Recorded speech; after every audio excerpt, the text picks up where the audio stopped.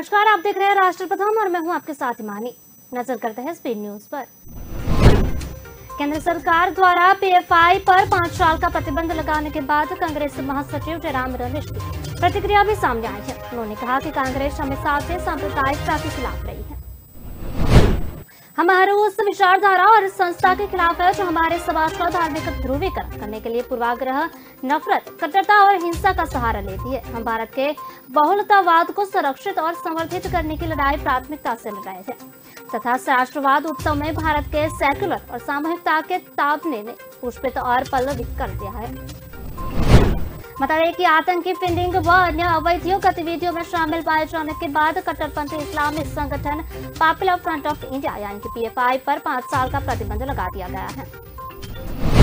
वहीं केरल में कांग्रेस सांसद और लोकसभा के मुख्य सचेतक कोडिकुन्नीत सुरेश ने इस फैसले पर अपनी प्रतिक्रिया देते हुए कहा, पीएफआई पर प्रतिबंध लगाना कोई उपाय नहीं है। हम आरएसएस पर भी प्रतिबंध लगाने की मांग करते हैं। आरएसएस पूरे देश में हिंदू सांप्रदायिकता फैला रहा है। पीएफआई और आरएसएस एक समान है, इसलिए सरकार को दोनों पर प्रतिबंध लगाना चाहिए। भारत रत्न लता मंगेशकर की 93वीं जयंती थी। पीएम मोदी ने लता दीदी को खास तरीके से याद किया। पीएम मोदी ने कहा कि ऐसा बहुत कुछ है जो मुझे याद है, अनगिनत बातचीत जिसमें उन्होंने इतना स्नेह बरसाया। साथ ही उन्होंने कहा कि मुझे खुशी है कि अयोध्या में एक चौक का नाम उनके नाम पर रखा गया है। यह महत्तम भारतीय प्रतीकों में से एक उचित श्रद्धांजलि में से एक है। अयोध्या में चौके के नामकरण के दौरान पीएम मोदी ने कहा कि लता दीदी के नाम पर बनाए चौक हमारे देश में कला जगत से जुड़े लोगों के लिए भी प्रेरणा स्थली की तरह कार्य करेगा।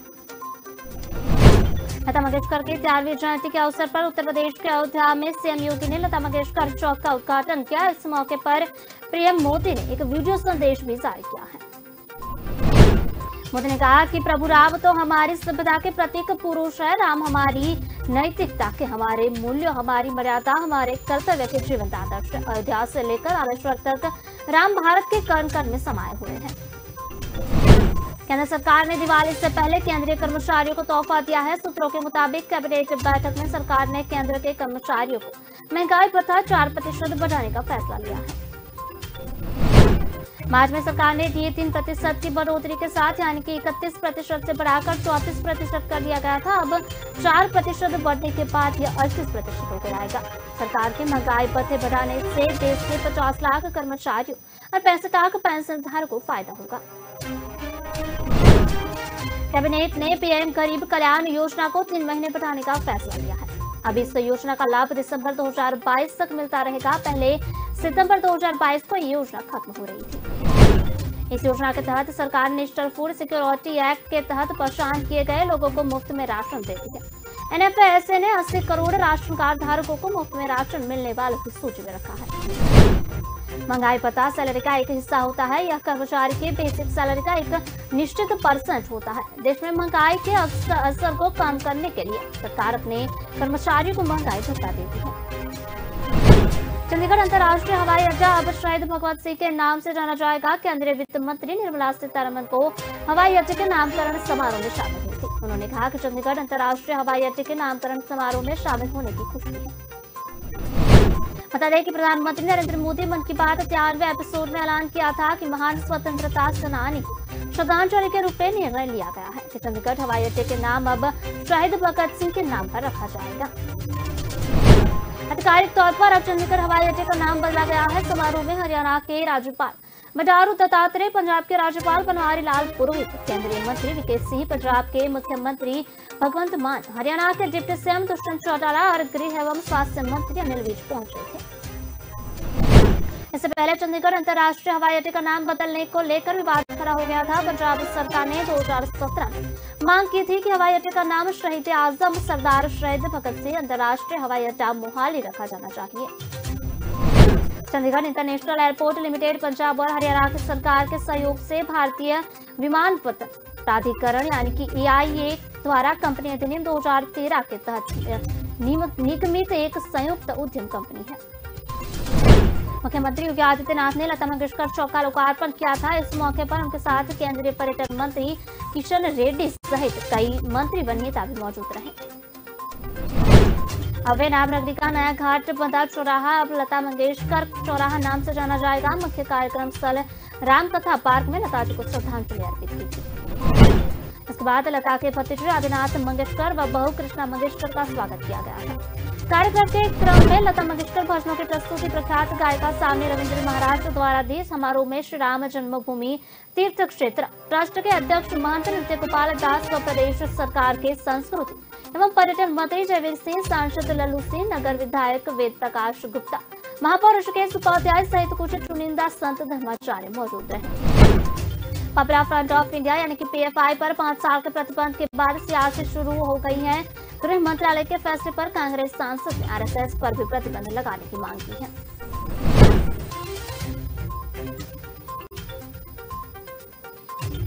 हम आरएसएस पर भी प्रतिबंध लगाने की मांग करते हैं। आरएसएस पर पूरे देश में हिंदू सांप्रदायिकता फैला रहा है। पीआईएफटी और आरएसएस एक समान है, इसलिए सरकार को दोनों पर प्रतिबंध लगाना चाहिए। Social democratic party of India यानी कि एसडीपीआई ने केंद्र सरकार के फैसले का विरोध किया है। पार्टी की ओर से जारी एक बयान में कहा गया कि पीएफआई पर बैन लगाना भारतीय संविधान और लोकतंत्र पर हमला है। गृह मंत्रालय ने आतंकी फीडिंग व अन्य देश विरोधी गतिविधियों के चलते भारत में पीएफआई को 5 साल के लिए प्रतिबंधित कर दिया है। गृह मंत्रालय की ओर से इसके लिए अधिसूचना यानी कि नोटिफिकेशन भी जारी कर दी गई है। यूपीए एक्ट के तहत इस संगठन पर प्रतिबंध लगाया गया है। पीएफआई के अलावा उनके सहयोगी संगठन Rehab India Foundation, Campus Front of India, All India Imam Council, National Confederation of Human Rights, Junior Front, Empower India Foundation और रिहैब फाउंडेशन केरल पर भी प्रतिबंध लगाया गया है। भाजपा की राष्ट्रीय सचिव पंकजा मुंडे ने एक बयान ने उन्हें कटघरे में खड़ा कर दिया है। उनके बयान के बाद इस बात की चर्चा तेज हो गई है कि क्या पंकजा मुंडे प्रधानमंत्री नरेंद्र मोदी से नाराज चल रही है। दरअसल रैली के दौरान पंकजा ने कहा कि अगर मैं लोगों के दिलो दिमाग में रहूंगी तो मोदी जी भी मेरी करियर खत्म नहीं कर सकते। पंकजा के इस बयान से भाजपा नेताओं ने किनारा कर लिया है। किसी ने भी इस पर कुछ भी कहने से परहेज किया है। दरअसल पंकजा मुंडे दिवंगत भाजपा नेता गुरनाथ मुंडे की बेटी है। दरअसल भाजपा की युवा नेता पंकजा मुंडे अंबाजोई में एक सभा को संबोधित कर रही थी। इसी दौरान उन्होंने कहा कि अगर मैं लोगों के दिलो दिमाग में रहती हूँ तो मोदी जी भी मेरा राजनीतिक करियर खत्म नहीं कर सकते। कांग्रेस पार्टी में वंशवाद की राजनीति चल रही है। मोदी जी इस राजनीति को खत्म करना चाहते हैं। मैं एक राजनीतिक परिवार से हूँ, लेकिन अगर मैं आपके दिलो दिमाग में रहती हूँ तो फिर कोई खत्म नहीं आता। अहमदाबाद शहर के एक गरबा मैदान में मंगलवार की रात उस समय तनावपूर्ण हालात बन गए जब हिंदू संगठनों ने 2 मुस्लिम युवकों को पकड़ लिया।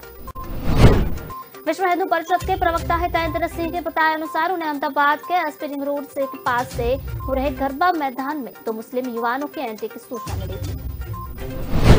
हितेंद्र सिंह ने आगे कहा कि आने वाले दिनों में हमारी औचक जांच जारी रहेगी, क्योंकि कुछ विधर्मी लोग हिंदू लड़कियों से छेड़छाड़ और चोरी करने के दाखिल होते हैं। कोरोना के चलते 2 साल बाद पूरे गुजरात में नवरात्रि के साथ गरबा का आयोजन हो रहा है। गरबा के आयोजन से पहले ही विहिप और बजरंग दल ने धार्मिक स्थल में दूसरे धर्म के लोगों को एंट्री के खिलाफ सख्त कार्रवाई करने की धमकी दी थी। बुधवार को वडनगर की वसंत प्रभा अस्पताल में डायलिसिस सेंटर का लोकार्पण कार्यक्रम किया गया। इस कार्यक्रम में मुख्य अतिथि के तौर पर महंत जयराम गिरी बापू और शकराबाई रफारी खास उपस्थित रहे थे। सकराबाई ने इस मौके पर अपने संबोधन में वसंतबाई परिक के सेवा कार्य को याद करते हुए लोगों से इस अस्पताल महत्तम सेवाओं को लाभ प्राप्त करने को बताया।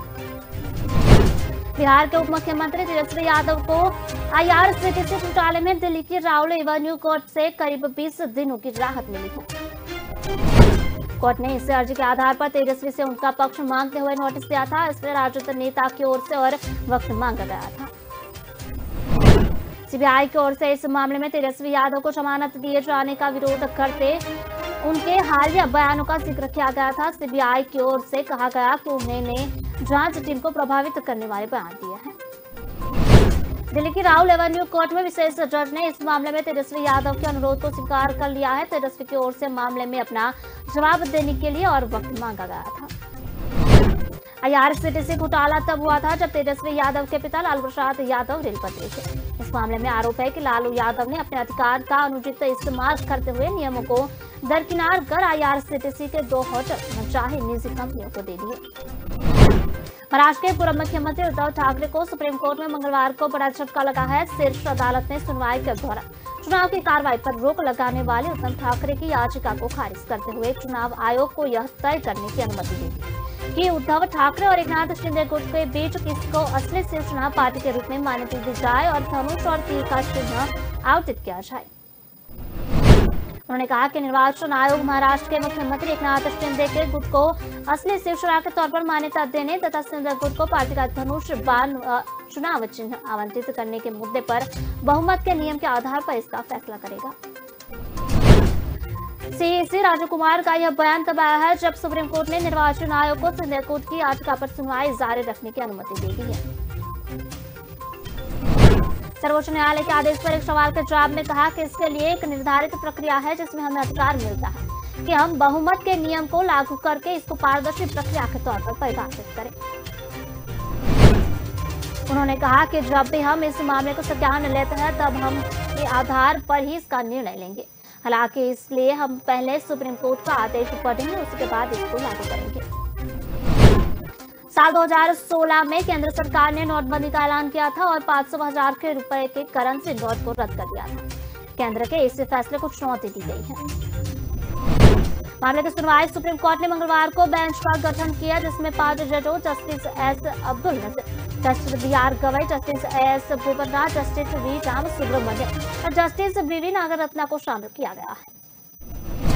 बता दें कि केंद्र की नोटबंदी वाले फैसले को चुनौती देते हुए 58 याचिकाएं दायर की गई है। उल्लेखनीय है कि 27 सितंबर से सुप्रीम कोर्ट की सुनवाई का लाइव स्ट्रीमिंग शुरू हो गया है।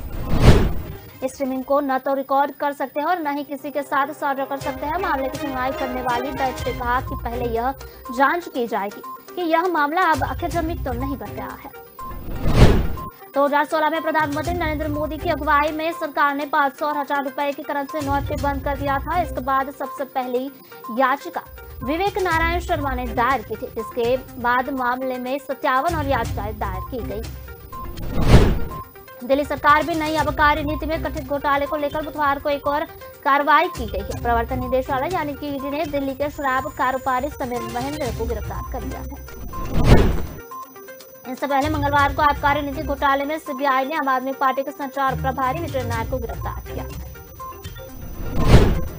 सीबीआई के मुताबिक नायर ने नई आबकारी नीति बनाने और शराब की सप्लाई और बिक्री को चंद कंपनियों तक सीमित करने की धांधली में अहम भूमिका निभाई थी।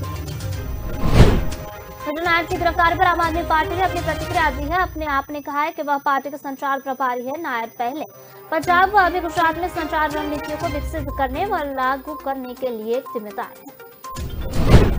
पार्टी ने कहा कि नायर को पिछले दिनों पूछताछ के लिए बुलाया गया था। उन पर मनीष सिसोदिया का नाम लेने का दबाव बनाया गया था। उन्होंने जब इनकार किया तो उन्हें गिरफ्तारी की धमकी दी गई। कश्मीर में कुलगाम जिले के आहवत में मंगलवार शाम को सुरक्षा बलों और आतंकियों के बीच एनकाउंटर हुआ। जवानों ने जैसे मोहम्मद के 2 आतंकियों को मार गिराया। पुलिस ने बताया कि आतंकवादियों को मौजूदगी की सूचना मिलने के बाद सुरक्षा बलों ने कुलगाम के आहवत इलाके की घेराबंदी की और तलाशी अभियान शुरू किया गया था। एडीजीपी विजय कुमार ने बताया कि आतंकी कश्मीर में हुई वारदात में शामिल रहे हैं। कश्मीर में 24 घंटे में यह दूसरा एनकाउंटर है। कश्मीर के कुलगाम जिले में सोमवार रात बेस बटपोरा इलाके के पास सुरक्षा बलों और आतंकियों के बीच मुठभेड़ हुई। सुरक्षा बलों ने आतंकी संगठन जैसे मोहम्मद एक आतंकी को मार गिराया। एनकाउंटर में सेना का एक जवान और 2 नागरिक भी घायल हो गए हैं, जिन्हें अस्पताल में भर्ती कराया गया है। आतंकी की पहचान पाकिस्तान निवासी अबू हुरैरा के रूप में हुई है, जो एक कैटेगरी का आतंकी है। हिमाचल में विधानसभा चुनाव से ठीक पहले कांग्रेस को एक और बड़ा झटका लगा है। पार्टी के वर्किंग प्रेसिडेंट एवं पूर्व मंत्री हर्ष महाजन ने बुधवार को भारतीय जनता पार्टी ज्वाइन की है। दिल्ली में बातचीत करते हुए हर्ष महाजन ने कहा कि उन्होंने 42 साल कांग्रेस में काम किया। कांग्रेस दिशाहीन और नेताविहीन पार्टी है। पार्टी के पास नहीं विजन है और नहीं ग्रास रूट पर कार्य करने के लिए कार्यकर्ता। हर्ष महाजन ने कहा कि वह चुनाव नहीं लड़ने वाले नेता नहीं है, बल्कि पार्टी के लिए मैनेजमेंट वाले नेता है। उन्होंने वीरभद्र सिंह पर चुनाव लड़ने की राजनीति से बाहर करने का आरोप लगाया। बता दें कि 3 टर्म में महाजन ने कोई चुनाव नहीं लड़ा। इससे पहले उन्होंने 2 बार चंबा से चुनाव लड़ा और जीता भी। एक बार वह मंत्री भी रहे हैं। उत्तर प्रदेश के आर्या में शिक्षक की पिटाई की हाई स्कूल में पढ़ाने वाले एक दलित छात्र की इलाज के दौरान मौत होने की खबर सामने आई है। आरोप है कि टेस्ट में एक सवाल गलत होने के बाद शिक्षक ने छात्र को बुरी तरीके से पीटा था। ऐसे में छात्र को गंभीर चोटें आई थी, जिसका इलाज खुद आरोपी शिक्षक करवा रहा था। इस बीच कुछ दिनों बाद जब शिक्षक ने छात्रों को परिजनों को फोन उठाना बंद कर दिया, इसके बाद शिक्षक की शिकायत थाने में दर्ज कराई गई और मुकदमा दर्ज कराया गया। मामला जिले के अचलता थाना क्षेत्र बसौली गांव का है। यहाँ के रहने वाले राजू दोहरे ने 24 तारीख को थाने में एक तहरीर दी थी, जिसमें अश्विनी सिंह का नाम शिक्षक पर आरोप लगाते हुए लिखा था, मेरा बेटा आदर्श इंटर कॉलेज अचलता में हाई स्कूल की पढ़ाई कर रहा था। 7 तारीख को सामाजिक विज्ञान के शिक्षक अश्विनी सिंह सभी छात्रों को टेस्ट ले रहे थे। इसमें मेरा बेटा निखिल भी टेस्ट ले रहा था, लेकिन एक प्रश्न गलत हो जाने की वजह से मेरे बेटे को अश्विनी सिंह की बुरी तरीके से डंडे और लात घूंसों से पीटा गया और जिससे गंभीर चोटें भी आई है।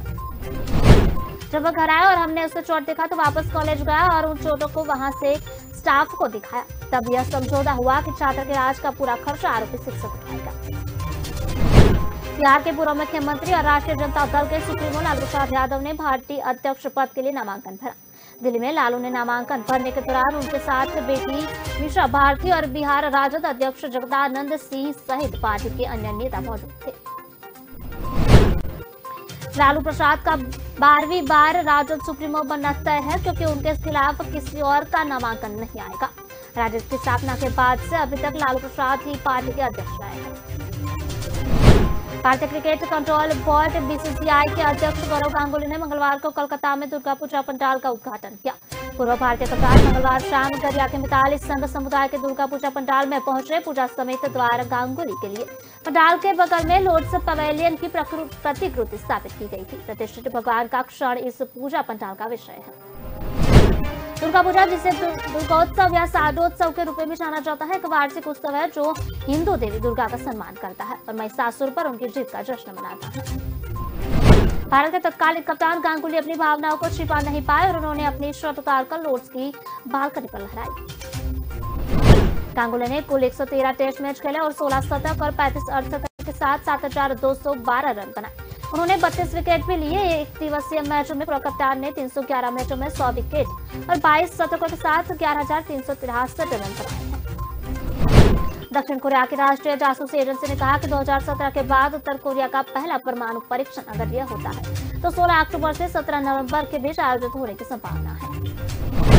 बता दें कि उत्तर कोरिया के नेता किम जोंग उन ने सार्वजनिक रूप से देश के परमाणु हथियारों को नहीं छूटने का दृढ़ संकल्प लिया।